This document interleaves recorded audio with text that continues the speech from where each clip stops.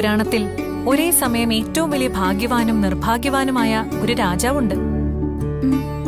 അതാരാണെന്നറിയോ ദേവുട്ടിക്ക്? അത് ഹരിശ്ചന്ദ്രനാണ്. ലോകമുള്ള കാലത്തോളം തന്നെ സത്കീർത്തി ഉണ്ട് അദ്ദേഹത്തിന്. പക്ഷേ ജീവിച്ചിരുന്ന കാലത്ത് ശ്മശാനം സൂക്ഷിപ്പുകാരനായിട്ട് പോലും ജോലി ചെയ്യേണ്ടി വന്നിട്ടുണ്ട്. ഇതിപ്പോ എന്നോടെന്തിനാ പറയുന്നേന്നാവും ദേവുട്ടി ആലോചിക്കുന്നതല്ലേ?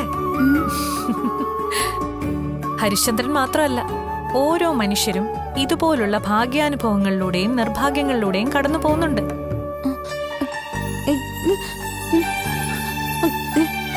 നീയും അങ്ങനെയാണോന്നോ? അതെ. എന്റെ ദേവൂട്ടിക്ക് മാത്രമായി അതിൽ നിന്നും ഒരൊഴിവുമില്ല. അതുകൊണ്ട് ഭാഗ്യമുണ്ടായാലും നിർഭാഗ്യമുണ്ടായാലും ആവേശം കൊള്ളുകയോ നിരാശപ്പെടുകയോ ചെയ്യരുത്. ഒട്ടും പ്രതീക്ഷിക്കാത്തൊരു സമയം